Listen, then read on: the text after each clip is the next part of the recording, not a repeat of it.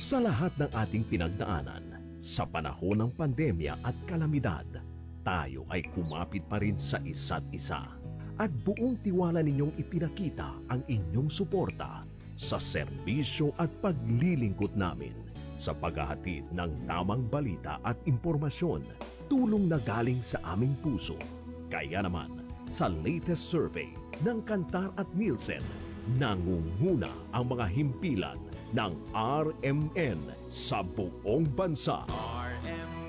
Number 1 sa Luzon, Number 1 sa Visayas, at Number 1 sa Mindanao.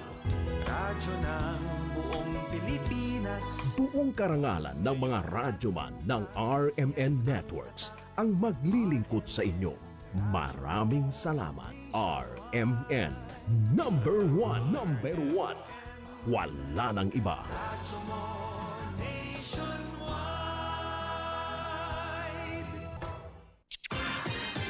Ito ang DXMY.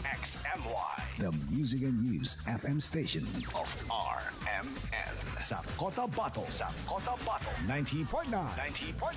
DXMY. Mga kasama, oras in punto alas 6 ng umaga. Tatak RMN.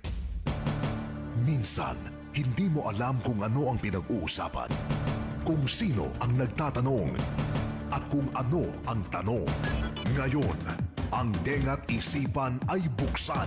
Intindihin ang bawat issue dahil tayo ang apektado. Straight to the point. Ito ang balitaan at talakayan na tunay na diretsahan. Walang paligoy-ligoy, tagos, lubos, umaagos. Straight to the point. Mas malamang usapan, mas mabusising talakayan, komentaryong mas mauunawaan. Straight to the point. Tatak RMN. Radyo mo nationwide.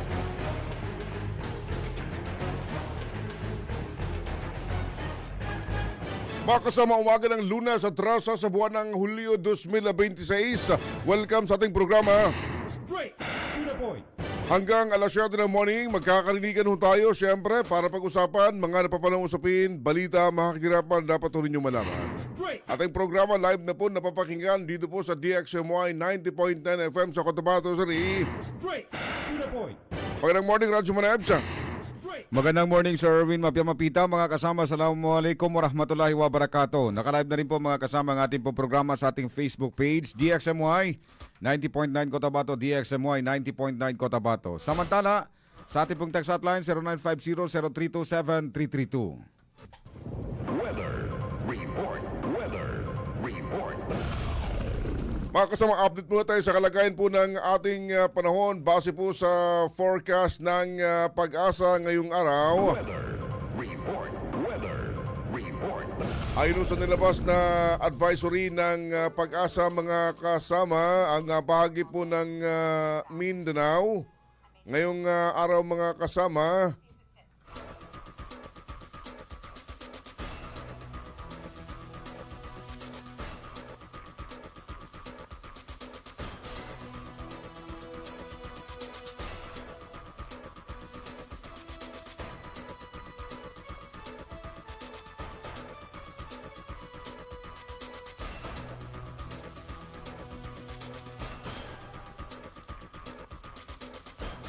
ayon sa nilabas na advisory ng Pag-asa mga kasamang bahagi po ng Mindanao, kasama po ang Kabisayaan ngayong araw, ay makakaranasan ng bahagyang maulap hanggang sa magiging maulap na paparin na may mga isolated rain showers and thunderstorm. Dulot ito ng localized thunderstorm mga kasama.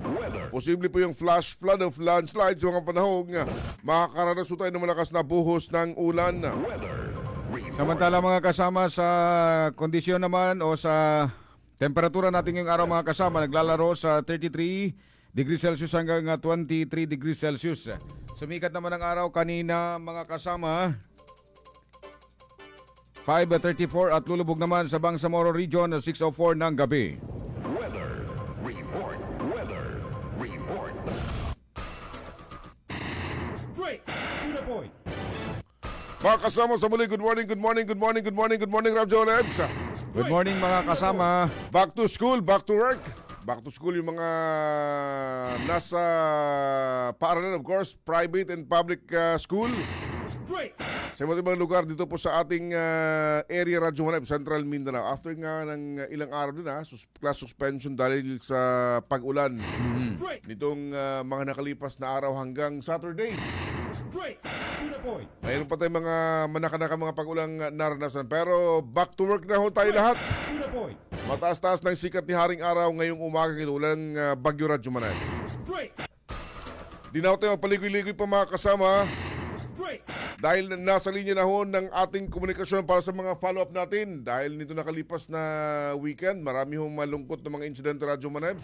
Hanggang kahapon, Straight. To the point. yung ating tinutukoy mga insidente ho ng pamamaril. At kahapon nga po pinaka-latest sa information kung nangyari yung insidente ng pamamaril kung sa 3 yung biktima. To the point. 3 nasugatan. Straight. To the point. Mayroong isang bata, may isang tricycle driver, mayroong pang isang pulis mga kasama sa isang insidente ho ng pamamaril. Ano po ba yung progreso ng investigation ng ating kapulisan? May kinalaman ito, Radyo Manebs? Straight. Nasa linya ng ating komunikasyon mga kasama si Police Lieutenant Rosel Evangelista, ang tagapagsalita ng Cotabato City Police Office. Magandang morning po, Ma'am Evangelista. Sa DXMY po kasama si Manager Sir Erwin Cabilbigan at Sabang po. Good morning, Good ma'am. morning po, ma'am. Good morning po, Sir Ebbs and Sir Erwin, at magandang umaga din po sa lahat ng nakikinig ng DXMY po. Magandang umaga. Sunod-sunod po mga insidente na pamamaril, ma'am. Siguro, ma'am, unahin natin yung kahapon po nangyari dyan sa may Hosilim Street. Yes po, Sir Ebbs, kahapon po, tama po kayo, mayroon po tayong shooting incident wherein itong shooting incident po ay nangyari po dyan sa Hosilim Street, Barangay Poblacion 5, Cotabato City, wherein ito po ay nagkaroon po tayo ng 3 biktima, wherein nasabi niyo po kanina na isang police officer po ng Cotabato City Police Office na residente po ng Barida, Maguindanao del Norte, isa pong tricycle driver, residente po ng Purok Lumayon, MB Poblacion, Cotabato City, as well as isa pong minor na isang estudyante, residente po ng Poblacion 7, Cotabato City. So, ang ating City Tactical Operating Center nakatanggap po ng tawag wherein meron po ng incidenteng pamamaril doon mismo sa Hosilim Street. So, immediately yung ating kapulisan pumunta po doon, and it was found out positive. So, yung victim po, agad-agad ito dinala, immediately sa Cotabato Regional and Medical Center for medical attention. However, yung victim po natin na pangalawa, na isang driver po, ito po ay dinaklara ng ating attending physician na dead on arrival po, and ito po ay tinamaan sa kanyang right chest at saka sa kanyang abdomen po. While yung ating victim 1 naman po na PNP member po, ito po ay ngayon ay tinamaan din po sa right side ng kanyang abdomen. While yung victim 3 po natin na minor, slightly hit po ng stray bullet sa left portion naman niya ng kanyang tuhod.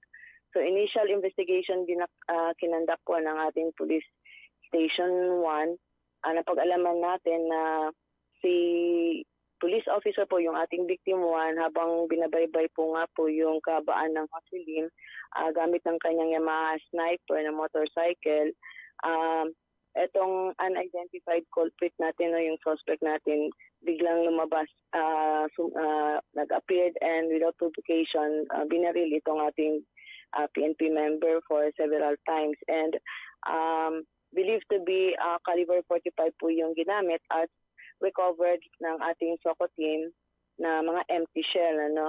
So as a result din sa nangyaring shooting incident na yon, yung victim 2 natin ang victim 3, which is yung ating tricycle driver as well as yung minor, na kasabayan din na the same na daanan din, na onboard sila ng tricycle na plate number 173, tinamaan po ng stray bullet. So, yung ating SOCO po, upon the process po, nakapag-recover po ng 3 fired cartridges case set, and isa pong 5 bullets na na-recover din po sa crime scene. No?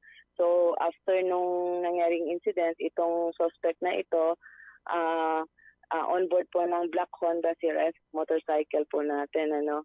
So as of the development, meron na tayong persons of interest po dito sa case na ito.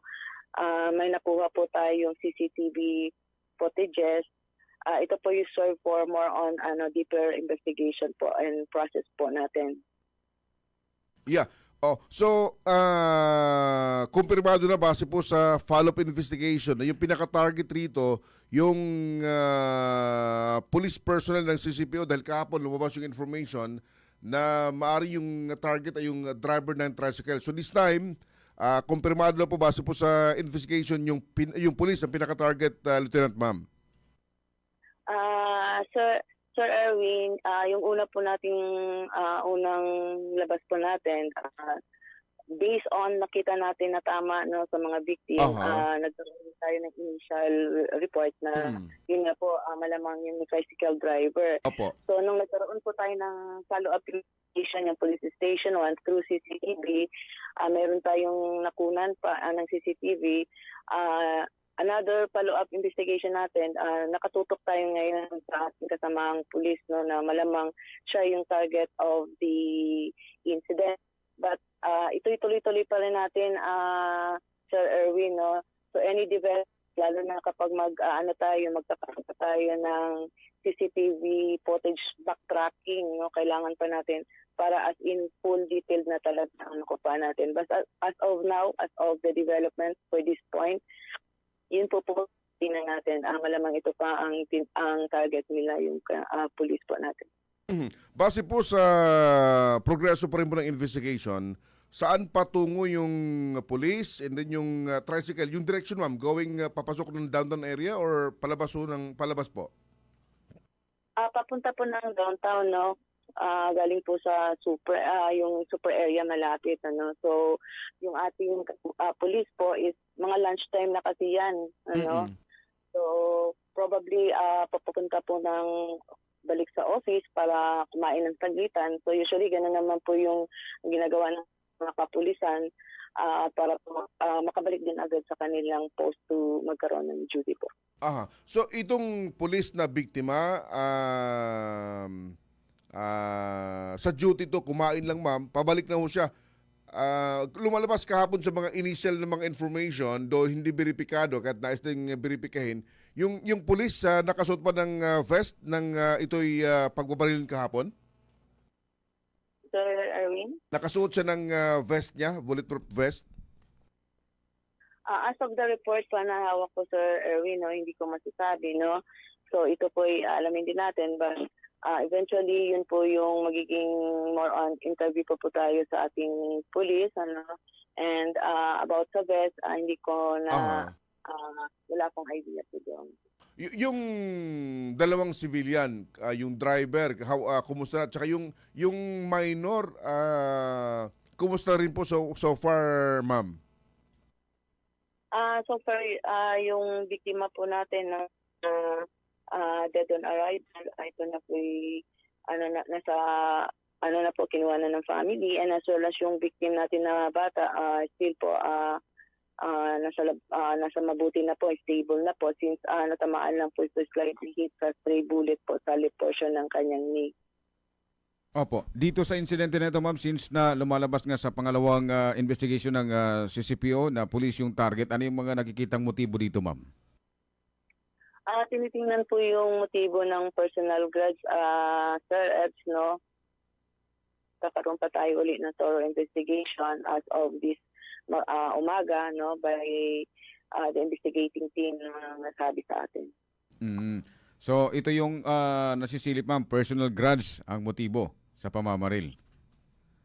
Yes po, yun po yung pauna natin, initial feed na tinitingnan natin. Opo. Ma'am, yung sa dalawang biktima rin po, ma'am, na nadama yung si victim 2 at victim 3, yung tricycle kasi nasa gilid lang. Ano ito siya, ma'am? Anong mangyari po ba yung pamamaril? Tumatakbo ito? Nasa gilid lang, nakaparada lang? Sa CCTV namin, itong CCTV footage, tumatakbo itong motorcycle. tricycle, ano. Kailangan pa namin kumuha pa ng more on information related po kung minto, but natin sa CCTV tumatakbo po yung tricycle po. Opo. Yung bata naman po, ma'am. Sakay po siya, Sir S, no, doon din sa tricycle, magkasama sila. Opo. Yung bata, ma'am, ilang taon, ma'am? Nasa 10 years old po yung bata po na estudyante din po. Pasahero niya ito, ma'am. Hindi niya kaano-ano itong nasabing tricycle driver na ito. Yes, initial information po. Ayun. Sige po. May mga kumakalat na mga information, ito para po sa ating PNP na magkomento and linawin and i-correct ito mga information kumakalat na posible yung incident raw po, retaliation sa ating mga law enforcers, ma'am, sa PNP in particular, dahil nga po sa mga insidente ng mga naunang mga pangyayari sa ating area?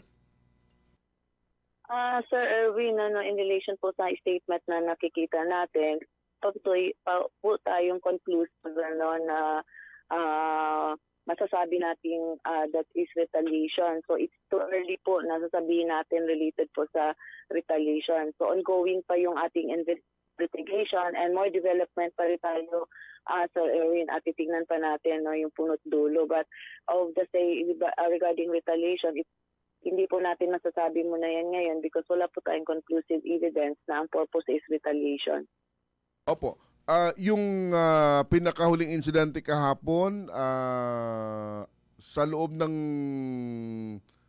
nitong weekend, pangatlo, mayroong Saturday madaling araw, then alas 11 nasundan, and then kahapon, base po sa data, sumatotal sa mga wounded, 5, and then may 2 nasawi, Lieutenant Ma'am?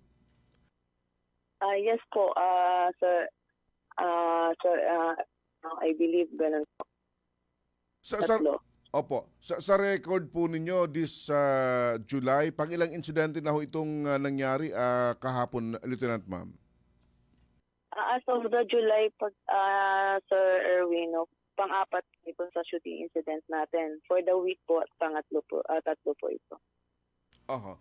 Now, ano ngayon yung mga hakbang na ginagawa ho ng ating kapulisan? Dahil alam naman natin sa Cotabato City, pag may itong mga insidente, iba't ibang mga reaksyon po ng ating kababayan. May nagpapahayag po ng pangamba dahil nga po sa mga insidenteng ito. Ano ngayon yung standing order ng ating kapulisan, ng ating city director sa mga police units? And ano po yung inyong guidance sa taong bayan ho ng lungsod kasunod po yung insidenteng ito?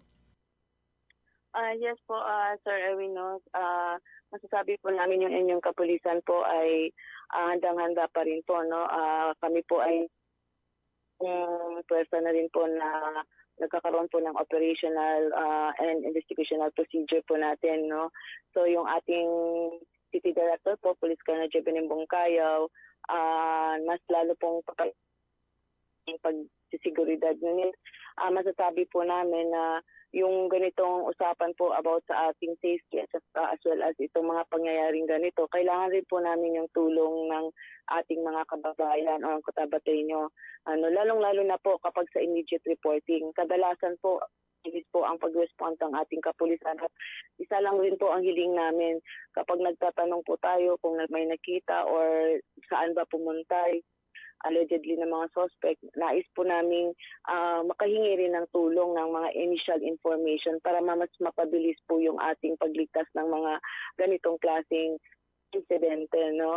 So, ang nais din namin, aside doon sa pinaigting na po namin yung aming patrolling, checkpoint at saka intelligence driven natin, hindi po kakayanin ng CTPO, wala pa rin kooperasyon yung ating mga mamamayan. Even sa simple na immediate reporting and even giving a little of information na maaring makatulong sa pagkaroon ng progreso ng ating investigation. Ano?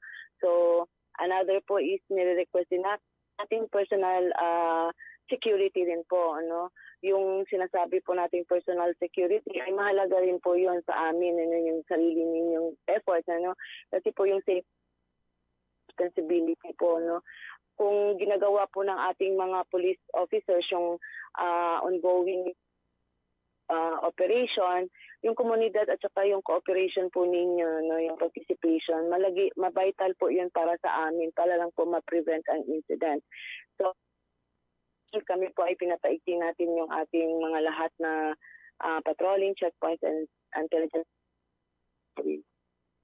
Opo. Sa kabilang banda, ma'am, yung doon po sa may Rosary Heights number 10. 10? Kasi yung unang report, Rosary Heights 11. Opo. Pangalawa naman, RS 10. Ano po yung totoo dito, ma'am? At ano rin po yung nangyari dito, ma'am, sa kaugnay na malungkot na insidente? Yes, Sir Ebs, no, relate. Nangyari din po itong nakaraang araw po yung sa Rosary Heights 10, ano, nagkakandak po tayo ng thorough investigation doon sa shooting incident na yon na nangyari mga bandang 11:20 na umaga yon, no, July 11, 2026. Diyan naman po yung nangyari sa R. Sebastian, Barangay Rosary 10, Cotabato City, no. So napag-alaman natin during the investigation na yung victim po natin ay isa 9 years old na may asawa, at kasama po yung kanyang anak na tawagin na lang po natin si alias Das, no. Ito po sila ay sakay po sa Honda Click nila. Galing po ito, no, accordingly during the investigation sa isang store, no, namimili po ng kanilang mga grocery. And ito po nung lumabas na allegedly ito po sinundan ng mga suspect doon sa secluded area ng LR Sebastian. And doon po yung mga biktima, no. So napag-alaman natin na sa likurang bahagi sumusunod itong suspect. So napag-alaman din ng ating investigation during the investigation process na 45 caliber ang cartridge na recovered po ng ating SOCO team po, Sir Ebs, ano. So nung nag-respond ng ating police station, ni-transport po itong mga victim natin ng responding police team CRMC. However, yung ating biktima, yung ama, ano, yung victim 1 natin, diniklara po itong dead on arrival ng ating attending physician na nakatanggap po ito ng multiple gunshot wound po. While yung kanyang anak po ay tinamaan po sa right leg at saka left back, and currently po nasa medical treatment pa po ito, no. So ating investigation din, tinitingnan po natin yung personal grudge due to death and construction related transaction po. Yun po yung tinitingnan mo ng motibo, and meron na po tayong persons of interest dito, no. During the development, hinihintay pa natin yung asawa din, no. So nag-request po sila ng time po, kailangan pa po silang yung death, no, pagkamatay ng kanilang minamahal, inaayos. And as well as nagre-review na po tayo trajectory ng bala, as well as nagkaroon po tayo ng review ng cellphone ng biktima po. Opo. So yun yung nakikitang motibo dito, ma'am, related sa transaction. Since na binabanggit na yung biktima isang engineer. Opo. Yan po yung tinitingnan natin ngayon na motibo, Sir Ebs, no. But hinintayin din namin yung full support and participation ng family for us to conclude din, ano, na at mag-usad lalo yung ating kaso po related po doon sa nangyari sa Rosary Heights 10. Opo. Yung bata, ma'am, na kung saan nadamay rin ho, saan po ba siya nakasakay? Sa likod, sa harapan? I believe sa likod siya, dahil nga ang tatay niya yung nagdadala ng kanyang sasakyan po nila. Opo. So, kumusta ngayon, ma'am, yung biktima, ma'am, yung bata? Nasa stable na, but still treatment pa, no, as of the natanong natin sa investigating team po. Gaano rin po kalayo, ma'am, yung insidente ng pamamaril dyan sa may Rosary Heights, yan, sa may LR Sebastian, at nung sa isang araw na kung saan 4 yung mga biktima na 2 ang naideklarang patay, ma'am? Magkaibang barangay kasi yun, Sir Ebs, no. Yung nangyari po sa, yung sinasabi ninyo sa San Pablo po. Opo, ma'am. Oo. And yung isa po nangyari po sa Rosary Heights 11. Yung isa naman po sa Rosary Heights 10, ano. So, almost medyo malayo rin po. Ayun, malayo. Isang bagay ba, anong progreso dun sa insidente sa Ritz 10, Lieutenant Ma'am, kung mayroon na po? Yung madaling araw na insidente, yung mayroon pong 4 yung mga biktima. Saturday doon. I mean, yung sinasabi niyong sa Rosary Heights 11 po, wherein may biktima po tayong dalawang dead on arrival and as well as dalawang nasugatan po. Opo. Sir, Opo, ma'am. Anong progreso dito?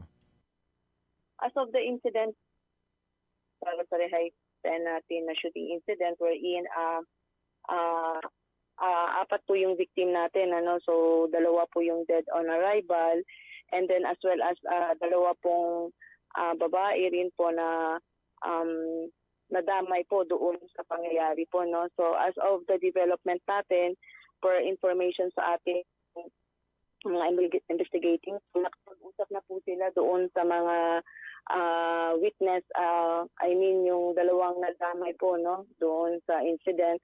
And nagkaroon pa rin po ng backtracking CCTV yung ating mga investigating team. While yung sa 2 namatay po, hinihintay po natin yung family nila na magkaroon po ng usap. Although nagkaroon na ng initial, but still naghihingi po sila ng time for them to mag-participate or magkaroon po ng ugnayan with the investigating team, Sir Erwin. Ayun.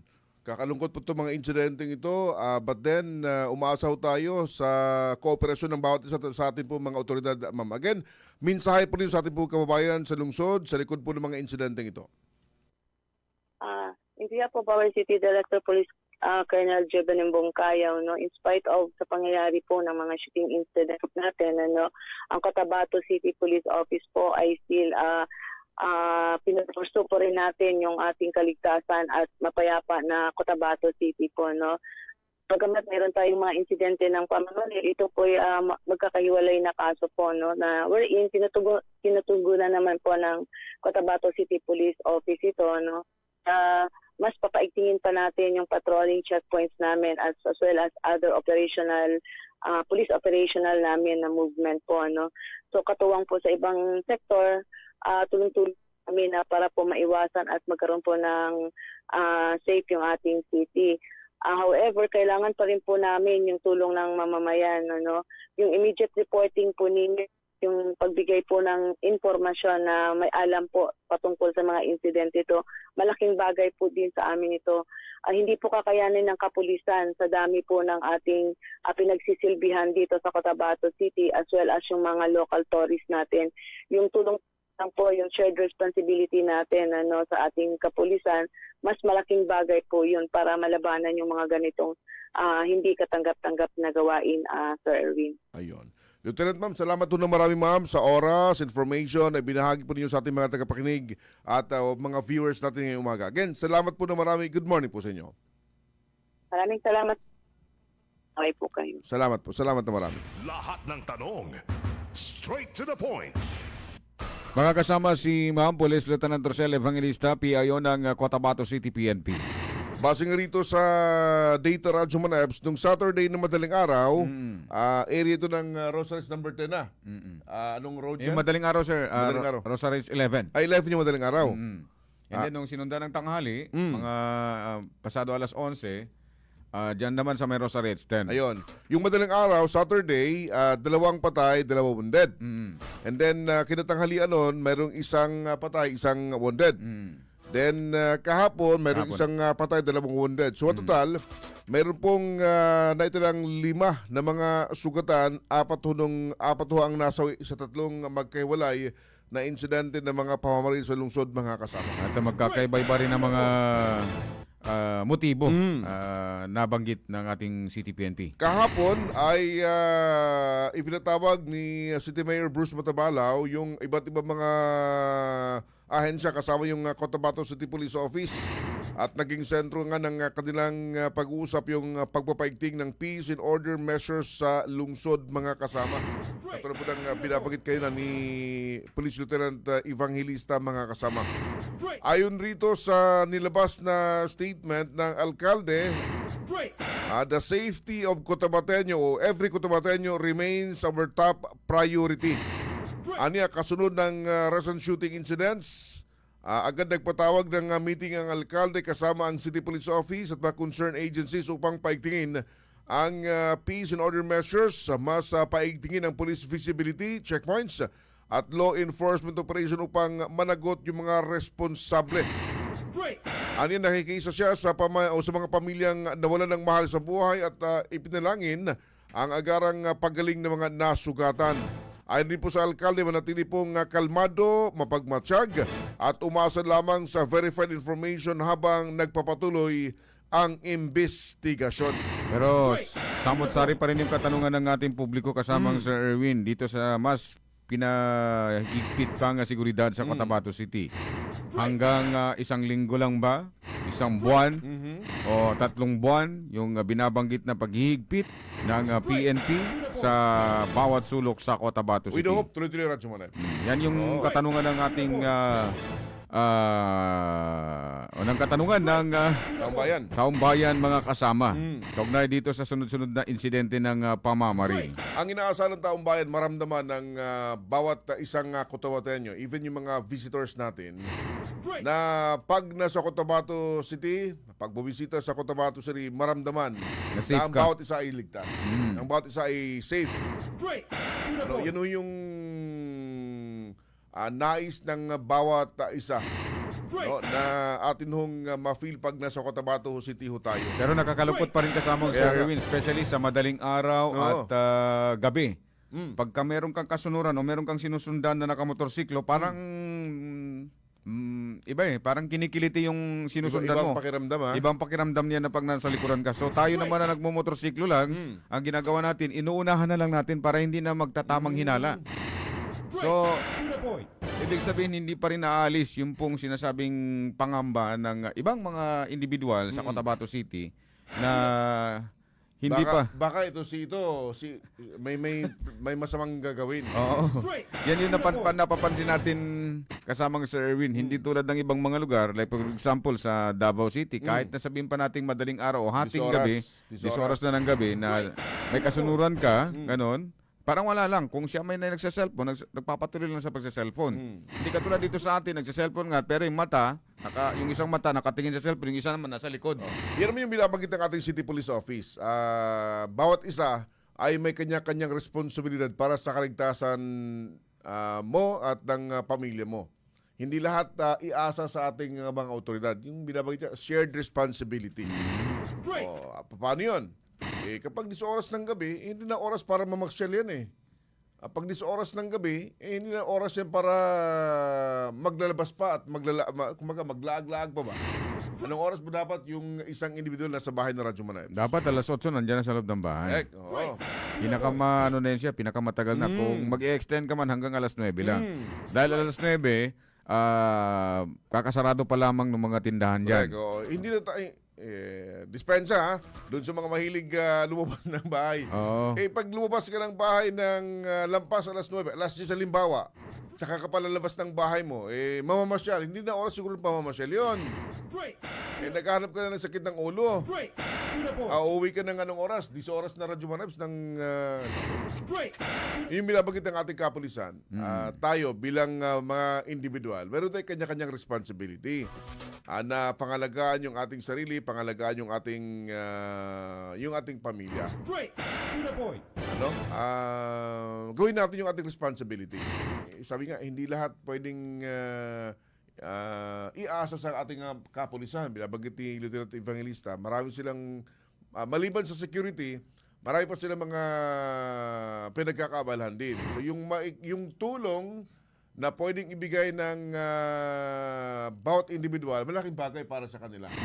Para mapigilan yung mga di ka nais-nais na mga incident. But then, tayo bilang ordinaryong mamamayan, umaasa tayo umaasa ho kami sa seguridad, magandang peace and order ng isang pamayanan, ng isang lugar. Cotabato City, for instance, Radyo Manay. Straight to the point. Yung police visibility na always naririyan, every now and then na patrolya, Straight. and ano pa mga measures na gagawin ng ating mga otoridad, sana tuloy-tuloy na mangyari, Radyo Manay. Di ba? Straight. Hindi lang ngayon, hindi lang bukas, hindi lang sunod na araw, kundi tuloy-tuloy. Straight. Nang sa ganon, yung mga may planong gumawa ng hindi maganda, mag-alinlangan na ito'y gawin dahil alam nila, naririyan yung mga otoridad natin, naririyan po yung PNP, kasama ho yung mga law enforcement agency, naririyan sa lungsod, ang Marines, Straight. na magkakatuwang na bantayan yung seguridad ng bawat isang Cotabateño at ng Cotabato City mga kasama.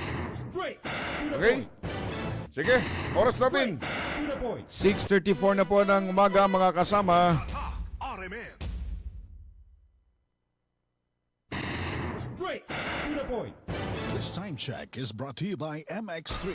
Dito ako believe.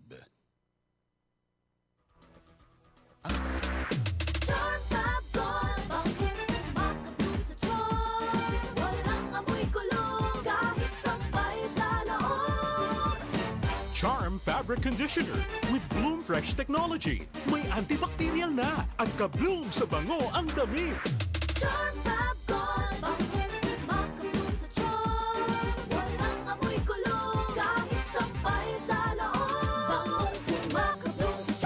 Charm Fabric Conditioner, manufactured by ACS Manufacturing Corporation. ISO certified, world-class quality. Maayong adlaw, makauban nato karon si Nanay Elena. Unsa man ang problema nimo kaniadto? Ay, grabe, nakahanap sa akong mata. Naa daw ko'y katarata. Ingon sa doktor, murag na'y dag-umpirmi sa akong mata. Pero maayo na lang, kay nakadungog ko bahin sa iBerry. Gisulan ako, human sa tulo ka bulan, dako kaayong kausaban. Pag mata nako, murag kalit lang nilinaw, wala na ang dag-om. Sulaipod ang bagong produkto iBerry Gold na adunay 10 mg lutein. Mapalit na sa mga farmasya duol nimo. Mahalagang paalala, ang iBerry ay hindi gamot at hindi dapat gamitin panggamot sa anumang uri ng sakit. Si Mommy at si Washing Machine believe sa Pride Washing Machine Detergent. Hello, Washi! Hello, Mommy! Laundry day na naman. Ready ka na sa mantsa, chocolate, putik, libag? Kaya yan ang Pride Washing Machine Detergent. May triple stain-away formula. Tanggal ang makapit, madikit, at malupit na dumit mancha. Easy ang labada. Mula noon hanggang ngayon. All you need is pride. All you need is pride. Pride Detergent, manufactured by ACS Manufacturing Corporation. ISO certified, world-class quality. ACS. Magandang araw mga suking tagapakinig. Kasama po natin ngayon si Tatay Antonio. Tay, paano po naapektuhan ng diabetes ang paningin ninyo? Laging lumalabo ang paningin ko. Parang lagi ako nakatiin sa araw. Napakataas talaga ng sugar level ko. Minsan umahabot na talaga sa 320. At anong solusyon po ang natuklasan ninyo? May kaibigan na nagsuggest sa akin ng iBerry. Dahil natural ang ingredients nito, sinubukan ko. At maniwala ka, ito ang pinakamagandang desisyon na ginawa ko. Ngayon, wala na ang panlalabo at nakakabasa at nanonood na ako ng TV nang walang hirap. Subukan din ang bagong produkto na iBerry Gold na may 10 mg na lutein. Mabibili na sa pinakamalapit na butika sa inyo. Mahalagang paalala, ang iBerry ay hindi gamot at hindi dapat gamitin panggamot sa anumang uri ng sakit. Agoy, nabugahat ko. Naapad siya kauban nga pamaol, labat sa ulo ug hilanat. It's me, your Auntie Melay. Discarding bisdak na ko, ana. Rexino Forte! Mas paspas, banat sa upat! Faster versus paracetamol in as fast as 30 minutes. Unilab quality yan. Paracetamol caffeine is the generic name of Rexidol Forte. If symptoms persist, consult your doctor. Para di madaling masira ang ngipin ng pamilya, ngayon pa lang, Unique toothpaste for brushing every after kumain. dahil ang Unique toothpaste may Max Protect formula. Ngipin ay Max Alaga, Max Protektado pa. Helps stop cavities even before they start, while keeping breath fresh with regular use. Unique toothpaste for brushing para siguraduhin ngipin ay Max Alaga, Max Protektado pa. Unique Max Alaga, Max Protectado with Unique toothpaste maximum fluoride protection. Manufactured by ACS Manufacturing. ISO certified, world-class quality. Radyo mo nationwide. Tumpak na oras mga kasama, tatak alas 6:38 ng umaga. RMN. Straight to the point. Ito muna mga mommies, narito na ang Lampin Pants Diaper Mega Dry Day or Night at kaya ho nito tumagal na hanggang 12 oras. Hygienic, safe at baby skin friendly dahil 100% cotton. Lampin Pants Diaper Mega sulit ang presyo, mega kalidad sa produkto. Available sa lahat ng drugstores at mga leading supermarkets and drugstores nationwide. Straight to the point. Congratulations nga pala sa mga lumahok at mga winner doon sa ating Milo Champion Energy Race last Saturday. Straight to the point. Ba, yung pinakamabilis. Straight. Yung kanyang oras, nasa 6 point something minutes lang, Radyo Manebs. Talaga, ha? Straight. Si Mommy and Dr. De la Cruz. De la Cruz. Taga saan yun? Taga... Silva? Parang. Oo. Mommy and Daughter De La Cruz. Ba? Congratulations, ha? Straight. Nag-uwi ng 10,000 pesos. Straight to the point. Then yung first runner-up, Mommy and Son, Parnan. Parnan. To the point. Congratulations, ha? Si Ma'am Laila. Yung ating champion, sabi niya, nag-practice sila ng isang oras ng Friday evening. Straight. Oo, ng anak niya, ng daughter niya, isang oras yung kanilang practice. Yung first runner-up, yung pagitan mga something 1 minute.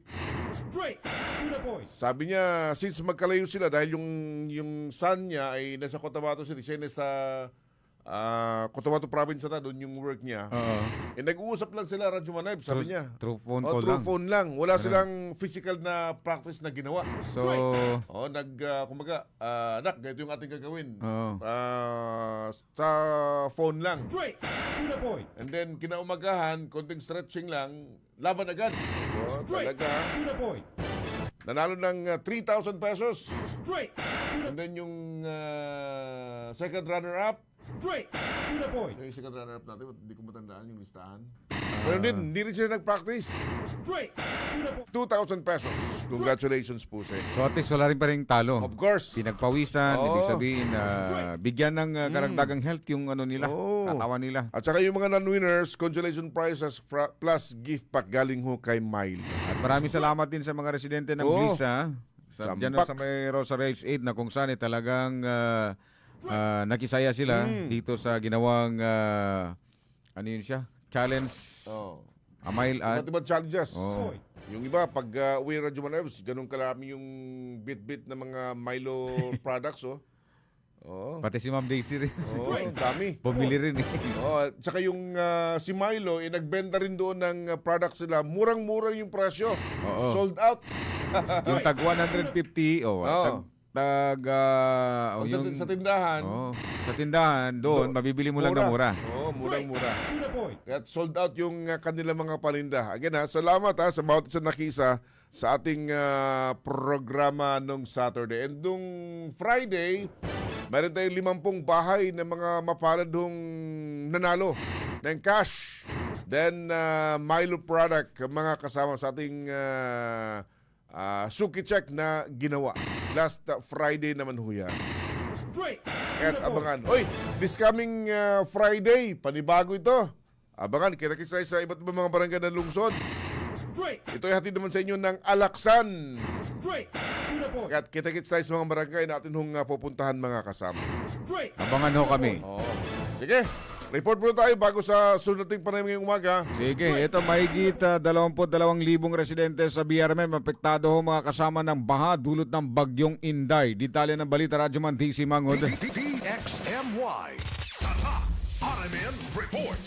Matinding pagbaha ang iniwan ng bagyong Inday sa Bangsamoro Autonomous Region kung saan mahigit 22,000 residente ang naapektuhan at maraming pamilya ang nananatili sa evacuation centers. Nitong Sabado, inihayag sa isang panayam ni Haya Nifa Giling Makaanga, Disaster Response Information Management Section Head ng Disaster Response Management Division o DRMD ng Ministry of Social Services and Development o MSSD na sa naturang bilang nasa 4,465 ang nagsilikas sa mga itinalagang evacuation centers. Anya pa, 15 mga bayan sa BARM ang apektado ng baha. 9 dito ay sa Maguindanao del Sur, 6 sa Maguindanao del Norte, samantalang isa naman sa Lanao del Sur. Sa ngayon po ay meron po tayong naitalang mahigit 22,901 families po na apektado po sa paglubog ng baha. And out of that total number ay meron tayong 4,465 IDP families po na kasalukuyan ngayon ay nasa evacuation centers po. Nahirapan po ang ating mga staff po ng MSSD sa bawat munisipyo po dahil po dun sa lakas po ng kurent ng tubig baha. And then mga around 9 a.m. saka po pumasok yung mga datos na gusto natin makuha. And then meron tayong 17 municipalities na lubog na apektuhan po doon sa pagbaha. Meron tayong 9 municipalities po sa Maguindanao del Sur. And then 6 municipalities naman po doon sa Maguindanao del Norte and 1 municipalities po sa Lanao del Sur. Patuloy naman na naglilibot ang mga kawani ng MSSD upang tugunan ang pangangailangan ng mga naapektuhang pamilya tulad ng food items at dignity kits. Mayroong 7 evacuation center sa Maguindanao del Sur, 13 sa Maguindanao del Norte, 1 sa Lanao del Sur, dagdag pa ni Makaanga. Ang ating team po ay umikot po doon sa iba't ibang bahagi po ng evacuation centers para po mamigay ng food items. Naglalaman po ito ng 25 kilograms of rice and food packs, and then non-food items po, kagaya po ng dignity kits, water kits, hygiene kits at iba pa pong pangangailangan po ng ating mga IDP families. Meron tayong pong 7 evacuation centers sa Maguindanao del Sur and then 13 evacuation centers sa Maguindanao del Norte at meron tayong isa po sa Lanao del Sur. Meron din tayong 7 home-based or outside evacuation centers po sa MDN. Ang tinig ni Hayanifa Giling Makaanga, Disaster Response Information Management Section Head ng DRMD ng MSSD. Kasama mo sa DXMY 90.9 Radio Monday si Mangud, Tatak RMN. Straight to the point. Pero sa data Radyo Manabs na pinalabas as of July 12, kahapon yan, yung total household umabot na sa 96,080. Dami na nito. Then, yung individuals na affected ng nakalipas na pagbaha and strong wind, abot ho ng 473,952 individuals. Straight to the point. Kunting-kunti na lang. Abot na ng kalahating milyon mga kasama yung affected individuals dito po sa Bangsamoro region. Straight to the point. Base po yan sa nilabas na data ng Office of the Civil Defense sa Bangsamoro region mga kasama. Dahil po ito sa pinagsamang southwest monsoon and enhanced tropical Cyclone Inday, nakaapekto sa 309 barangays and 24 municipalities dito po sa Bangsamoro region. Straight to the point. And hanggang sa ngayon, Radyo Manebs, sa ibang mga bayan dito po sa ating area, ramdam nila yung pagtaas ng tubig baha sa ngayon. May mga insidente, reported incident ng pagtaas ng tubig baha meron sa bahagi ng Maguindanao del Sur and bahagi ng Maguindanao del Norte. Dahil alam natin, ang buwan ng July, August, ituturing na rainy season, Radyo Manebs. To the point. And yung ating mga areas, kahit na walang bagyo, nakakaranasan ng pagtaas ng tubig baha mga kasama. Kung mapadako nga sa bahagi ng Pulangi, mapapansin mo yung malakas na current ng tubig ng pawas natin. Part ng Liguasan Marsh. Straight to the point. Alamin natin dito sa bahagi ng Maguindanao del Sur, kumusta Radyo Manebs? Dahil sa dalawang bayan ng dito sa BARM, parang sa Maguindanao Sur ang may pinakamaraming area na affected ng pagbaha. Nasa linya natin yung Provincial Disaster Risk Reduction Management Officer ng Maguindanao del Sur, Radyo Manebs. Si Ma'am Windy Ann Joy Baulete, OIC PDRMO ng Maguindanao del Sur Province. Magandang morning po, Ma'am Baulete. Sa DXMY po kasama si Manager Sir Erwin Kabilbigan at Sabang po. Good morning, Ma'am. Morning po, Ma'am.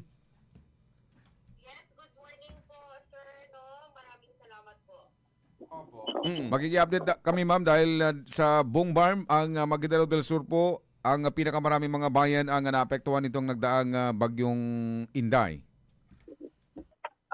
Yes po sir, umabot na po tayo. As of kagabi na alas 8 ng gabi, umabot na po tayo sa 76,174 affected families. Ang affected po ng pagbaha kadulot po nitong Typhoon Inday. Opo. Yung mga bayan o ma'am ng mga nabanggit ma'am, still yun pa rin po ba sila yung mga apektado o may nadagdag pa pong mga municipality ma'am? Sa ngayon po 22 municipalities na po ito sir, 2 munisipyo na lang po ang wala pong nabigay na report sa atin. Opo. So sa 24 out of 24 ma'am, 22 yung apektado dito. Gaano karami mga pamilyang apektado sa ngayon ma'am sa talahon ng PDRRMO? Yun na sir, umabot na po tayo sa 76,174 families. Approximately nasa 375,969 individuals na po ito. Mapakilit yung figure mo ma'am, yung affected 76,174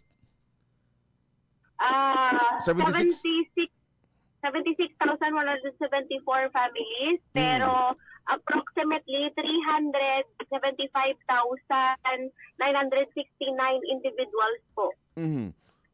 Okay, base po sa data nito, pinakamarami mga affected nagmumula po sa Maguindanao del Sur, ano ho? Yes po sir, lahat po ito ay 22 municipalities out of 24, 2 munisipyo na lang po ang walang report sa amin. Apo, ano itong dalawang bayan ito ma'am na hindi na po nasali sa Sakuna ma'am? Itong Buluan po at saka Mangudadato sir. So ito sila ma'am, wala na ito sila, walang problema dito sa dalawang bayan ito. The rest, yan na sila, mga apektado na. Wala po sir kasi nagsimula dyan yung ating programa na dredging. Sa kanila po nagsimula kasi nung nakaraang taon sila po yung binaha. So nung nag-start po ng dredging ang provincial government, ito po sila yung Buluan at Mangudadato po ngayon ang hindi po binaha. Opo. So dito po sa mga pamilyang umabot na ho ng mahigit 7,000 ma'am, ano po yung mga specifically ho ma'am na needs ho nila na dapat tong maibigay ho sa kanila ma'am? O di kayo naman matanggap po nila? Actually sir, nakapagbigay na rin tayo ng mga essential goods and services po sa kanila, particularly sa food and non-food items. Kasi yun naman po talaga yung pangunahing pangangailangan ng lahat po ng mga evacuees po natin, pati na rin po yung mga IDPs natin. So nakapagbigay na po tayo simultaneously sa lahat, halos lahat na po ng bayan ay napuntahan at nabigyan na po ng mga essential services, food and non-food items, pati na rin po ang tubig, pangunahing pangangailangan po nila. At sa ngayong araw po ay ang team natin ay tutungo sa South UP at sa Paglat at sa Pagalungan po para mamigay pa rin po ng food items po para sa atin pong mga kababayan. Ma'am, out of 22 towns na affected, saan po yung talagang nakaranas ng matinding epekto nitong mga pagbaha ngayon ma'am? Ang pinakamaraming populasyon po na apektado ay itong ating mga nasa Pagalungan kasi umabot po sila ng 7,000 families. At ito pong Datupiang din po sir. Sobrang 6,000 families ang affected. Ganon din po ang Salibo. So ito pong tatlong pangunahing mga munisipyo ang mostly affected kasi halos lahat ng kanilang barangay po ay apektado. Sa ngayon, base po sa inyong monitoring, ano yung situation? May pagbaba ba sa level ng tubig baha? Dahil sa ibang mga areas, binabanggit, nakakaranas na po ng pagtaas ng tubig baha ngayon. Yes po sir, may mga munisipyo na po tayo na subsided na po or patuloy yung pagbaba ng tubig. Samantalang yung nandoon po sa ating yung papunta po sa pinaka mga low-lying area sa Salibo, sa Datupiang, dyan po banda, lahat ng mga magkakatabing munisipyo ay sila po kasi yung sumasalo na ng tubig na galing po dito sa medyo hindi masyado low-lying na mga munisipyo po natin. So ina-expect na sila yung medyo abutan pa ng ilang araw bago tuluyang mag-subside o yung tubig baha? Yes po, sir. Kung hindi na po talaga uulan ay aabot po sila siguro ng mga 1 linggo o 2 linggo. Pero kung patuloy pa rin po ang pag-ulan, malamang medyo matatagalan po yung pagsasubside ng tubig baha. Mayroon pong reported na missing, isang 70-year-old na senior citizen mula sa bahagi ng Talayan. Ito ba'y anong monitoring nyo rito, ma'am? Yes po, sir. Still missing po siya. So, umabot na po sa 4 na araw. Hindi pa po nakikita si yung atin pong 70-year-old na lalaki na si taga Tamar, Talayan po.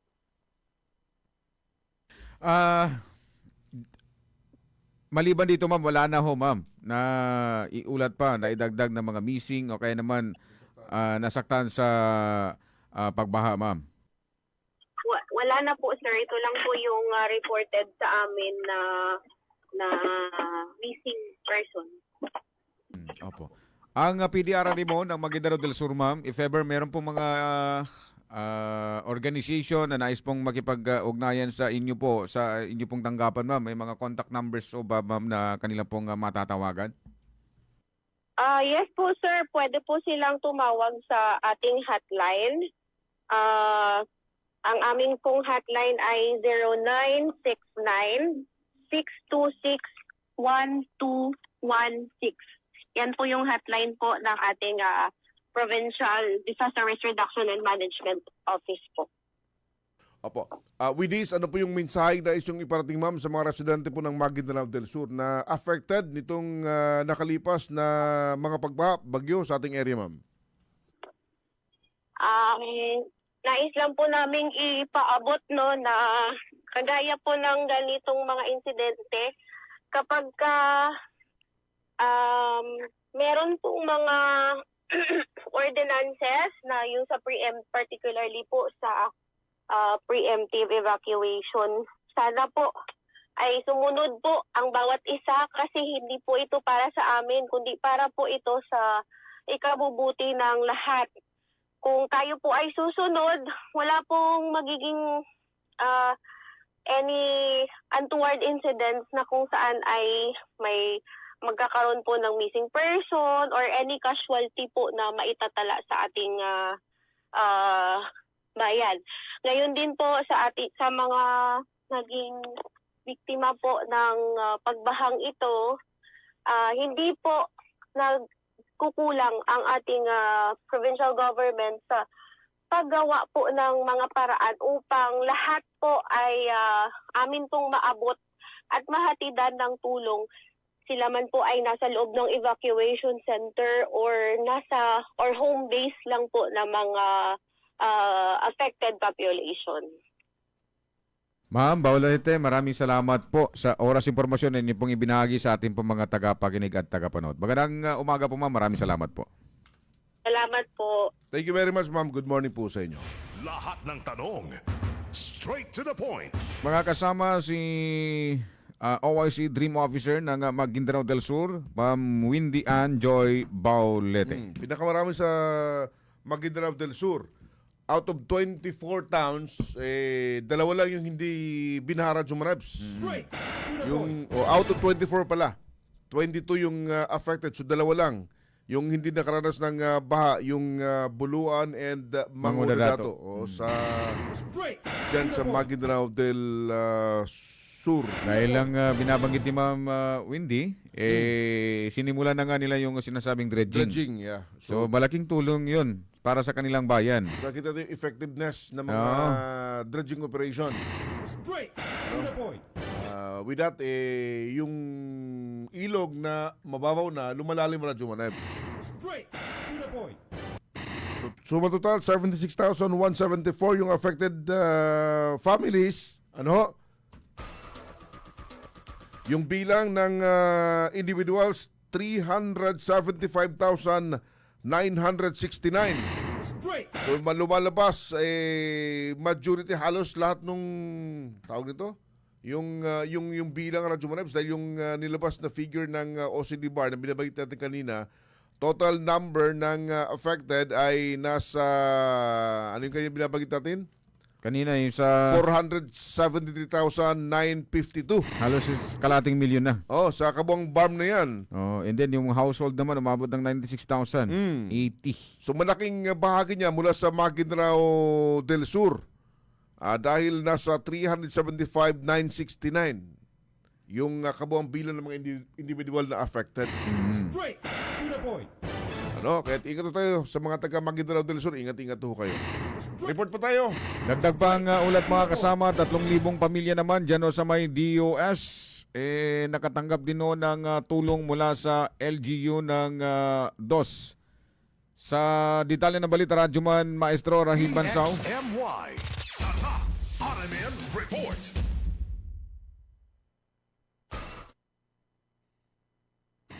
Straight to the point. Hold your line, Maestro. Biglang nag-off yung ating computer. Sandali ha. Straight to the point. Balik natin si Radyoman Maestro Rahib Bansao sa kanyang report, mga kasama. Straight to the point. Ito na si Radyoman Maestro. Ando ka rin, Maestro. Sandali. Nag-off itong sa kabilang. Bigla nawala si Maestro. Ito na. Straight to the point.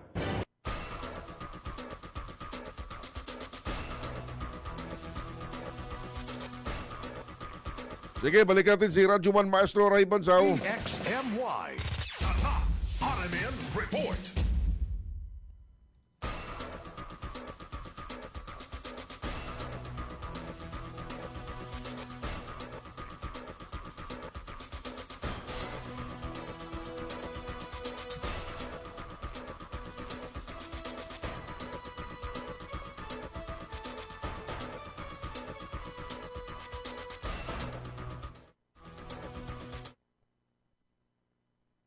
Indaya sa apat na coastal na barangay sa bayan nagdaturin Sinsuat sa Maguindanao del Norte matapos mamahagi ni Vice Mayor Dato Babsil Sinsuat ang mga ayuda mula sa BARM government sa pamamagitan ng BARM Ready.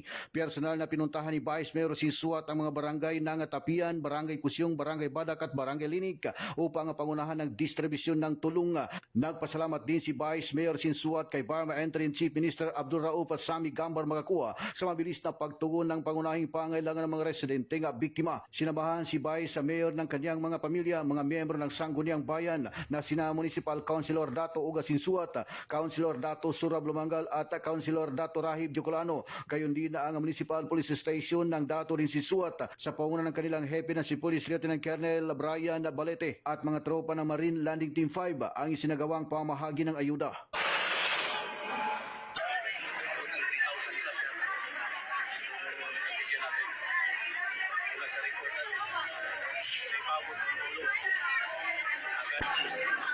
Sa kanyang tulong sa ating munisipyo. Sa totoo lang, napakasaya ng maraming tao na napilan sila ng tulong.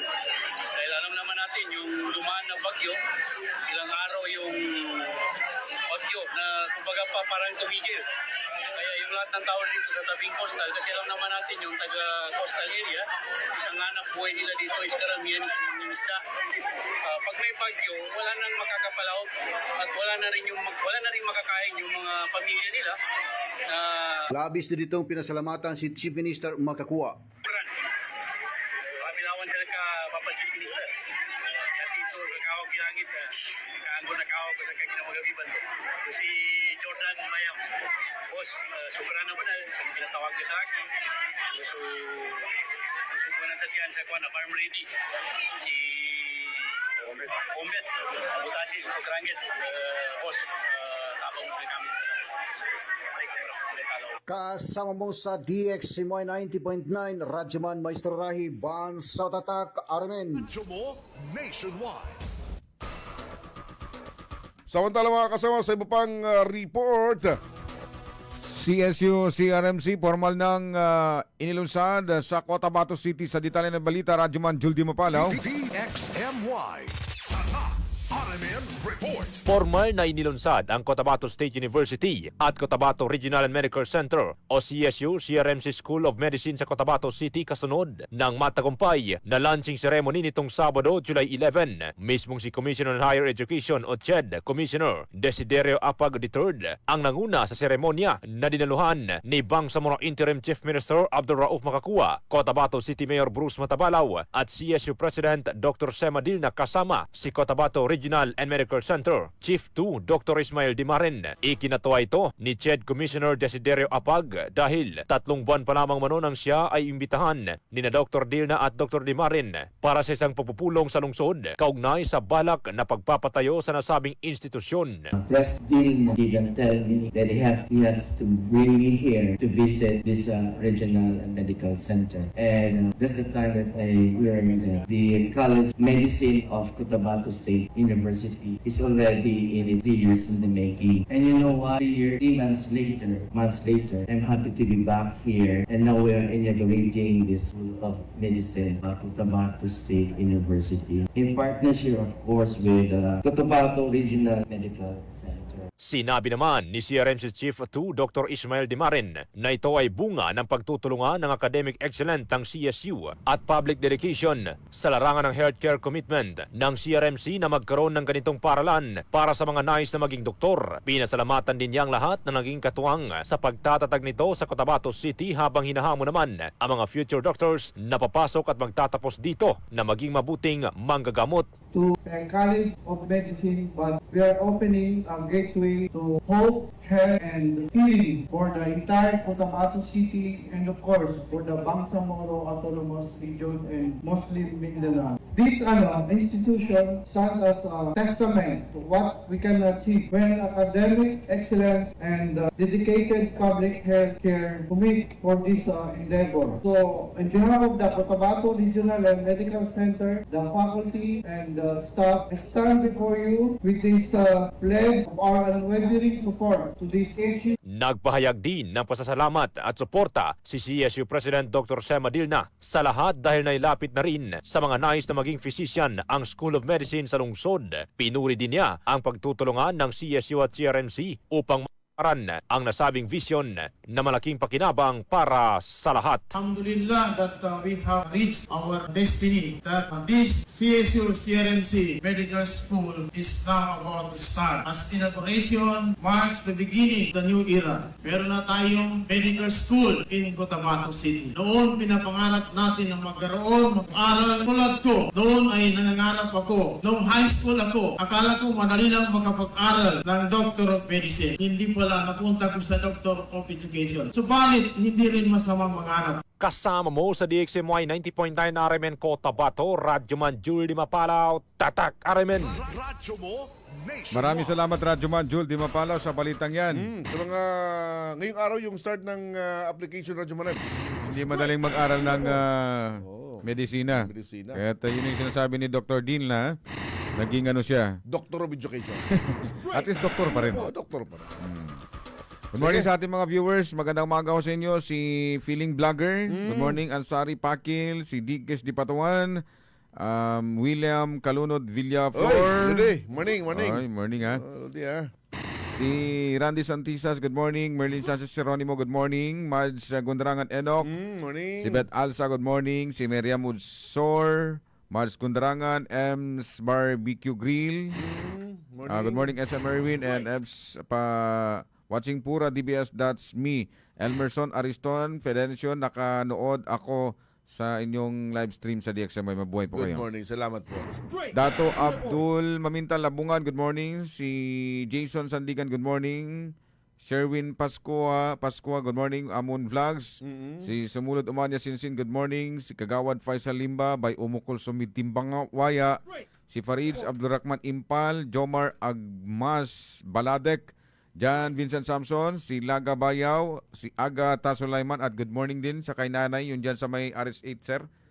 Yung habang nagpapasuki-check tayo naka-monitor sa programa ni Ma'am Daisy. Okay. Oy, pakikiramay nga pala and ating pinapabot sa pamilya Radyo Manebs ni